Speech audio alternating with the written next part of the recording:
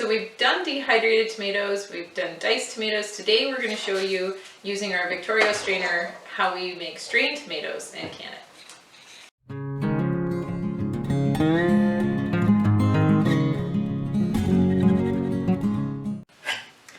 So when you get your Victorio Strainer, which is also very similar to Aroma Strainer, I've had both and loved both, and I wouldn't say one is better than the other, they're very much the same.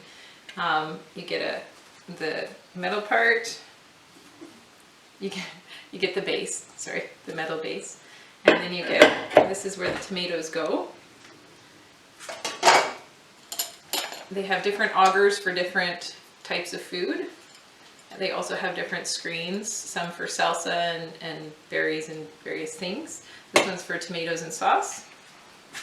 And then you have a spring that you put inside. The auger goes on. And then on here, there's a on and off. I don't know if you can see that in the camera. And then we also have a rubber gasket inside. You line up the on and off with a little arrow here. And it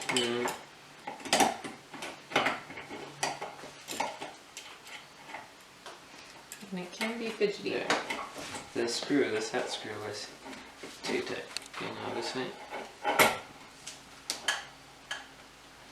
Okay. It's been a whole year. You forget things.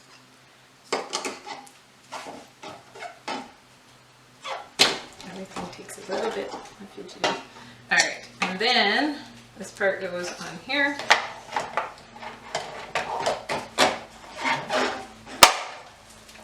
And we put our large pot to catch the sauce here.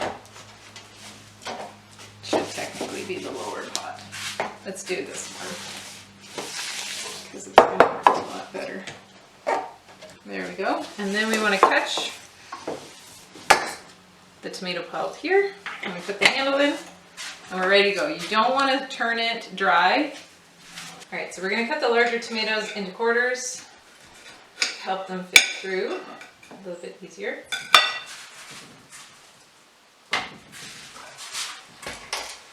And we've always done this as a family. Since the boys were little, they've been doing this. Every year, though, the first time you kind of have to relearn how everything works. And then you just get a system, and you can go fast. I remember when you guys were little and you had to stand on a chair to be able to put them in. But they were good little helpers. You don't have the plunger. Oh, the plunger would be good. See? You figure things out as you go.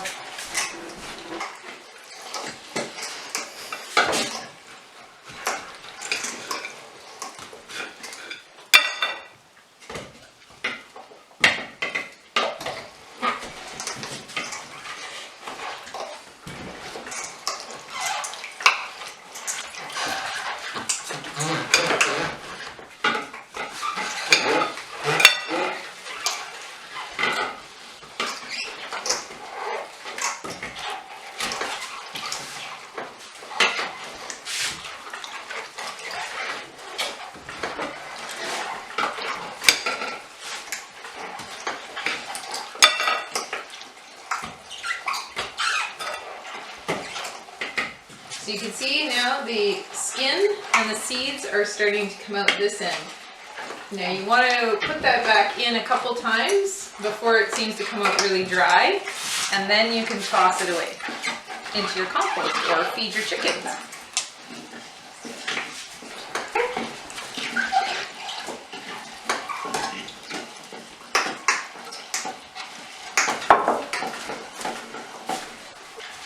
So the next step that's important is to get it boiling as quickly as possible. Let me just look up for a second. So we always have another pot that we can get started boiling. So our pot has been boiling down. We had about a pot and a half, and it's now boiled down to 3/4 of a pot. And then I've been busy. We had we've been taking our tomatoes out of the greenhouse a little at a time and freezing them. And so I'm gonna make sauce with those as well today. And so I'm doing a different method for those. I'm just pulling their skins off. And it's been coming really easily for most of them. I find the little Principe ones that I normally dry don't seem to want to let go as well. But other than that, even when they're half frozen, they come off really well.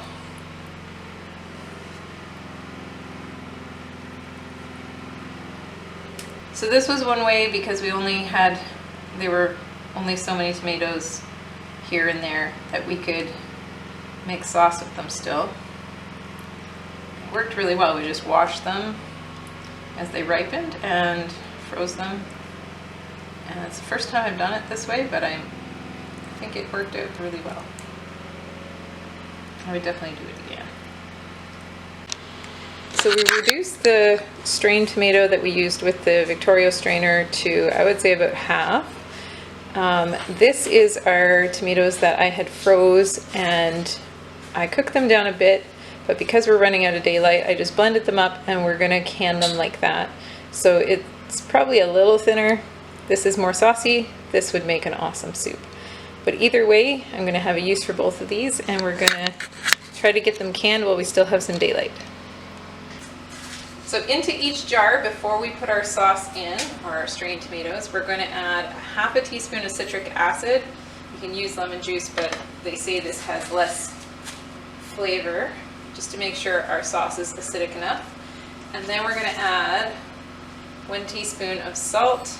I believe that is somewhat optional, but nice. And then we are going to add tomato mix. And you want your jar warm. Again, you don't have to sterilize it because we're going to be cooking this for a long time in the canner. That is nice and thick. I'm not adding any extra seasonings because I want to keep this multi-purpose and simple. So we're going to go to a 1/2 inch headspace.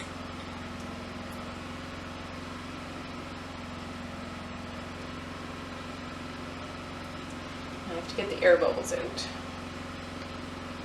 do that after. And we'll just keep filling them up.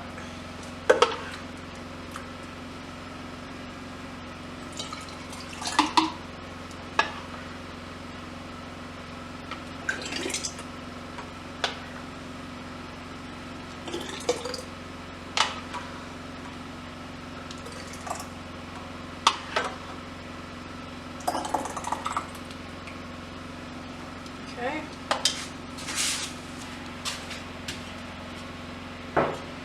Okay, we're going to do the same thing all over again. 1/2 teaspoon citric acid.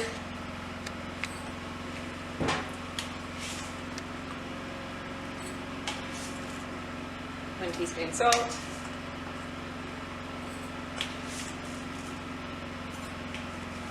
Don't use salt with iodine in it. This is probably only going to partially fill this jar, so we're going to use the other sauce to finish it off.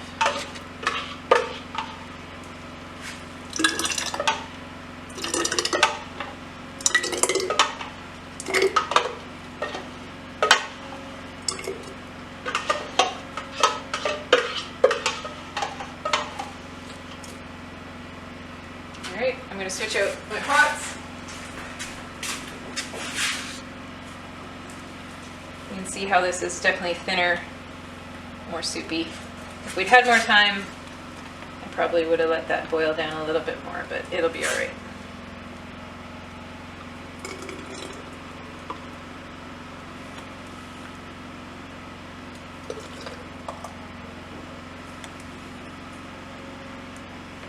Oh, that smells so good. You know what? It smells like tomato soup to me. It would make really nice tomato soup, I think, this one. Mm-hmm. All right. Put this one aside. I think we'll come back when I've filled all the jars. We're just going to do the same procedure for all of them. So we're just going to make sure all the air bubbles are out.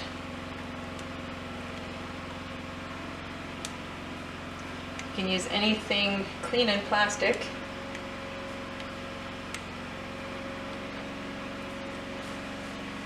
I probably won't have to worry as much with this here because it's thinner. But it still has some air.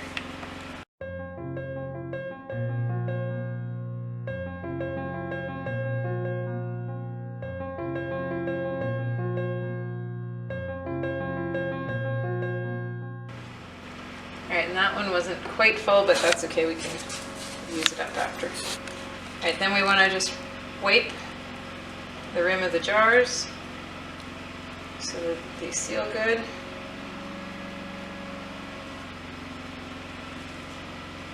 Make sure you're getting a clean spot.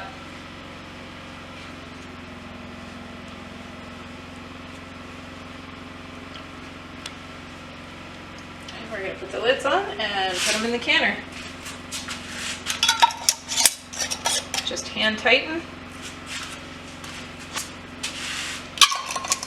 And even with brand new lids, you want to just examine the lid before you put it on, the snap part, because these are brand new jars and lids, and I noticed that there was a nick in, it's not this one, but there was a nick in the coating, and then that will, the acidity of the tomato will react and it will rust and not be good for you.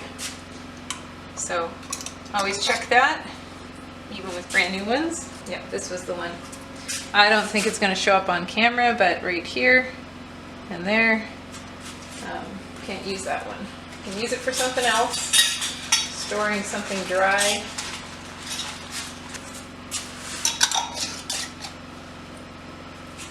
So I'm going to have to go grab some extra, that one has a nick too. I'm going to go grab some extra lids. So we're just going to carefully, keeping them upright, put our jars in the hot water.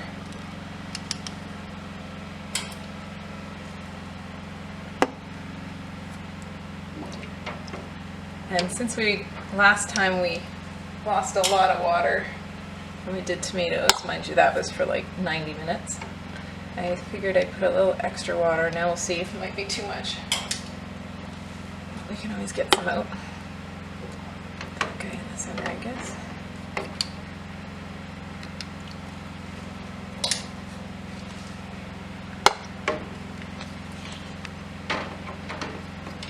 I was thinking we'd have about 7 jars. We didn't quite get 7 full jars. Oh dear, I'm going to have to take some of that water out. I'll be right back.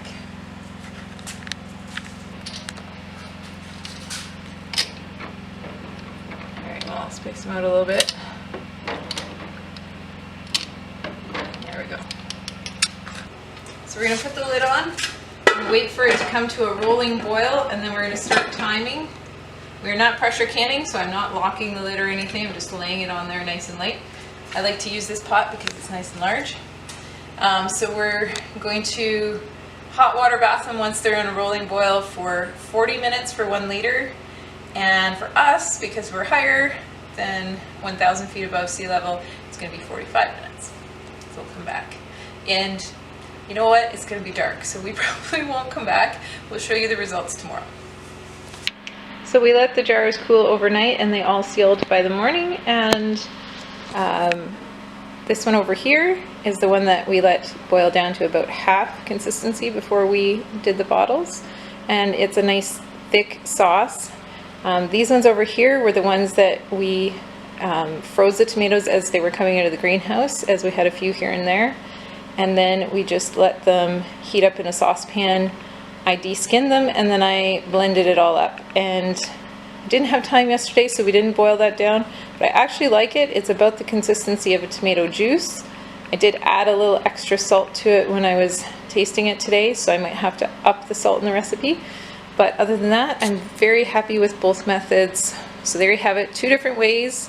If I have a lot of tomatoes I probably would use this method, but this method is great for how our tomatoes have been coming out of the greenhouse. Mostly we get a bag here and a bag there, so I like both methods, and other than a little bit more salt, I don't think I'd change anything. I'm really happy with the results. I like how at this point I can take this and I can change it into a few different recipes, so it keeps it versatile. And I mean, this is a decent sauce, but I can add a bunch of vegetables to make it really chunky, or I can put it in lasagna. I would use this as juice or soup and add my seasonings accordingly, so it's a nice base. So let me know how you make your sauce in the comments, and don't forget, give us a thumbs up and subscribe. Have a great day.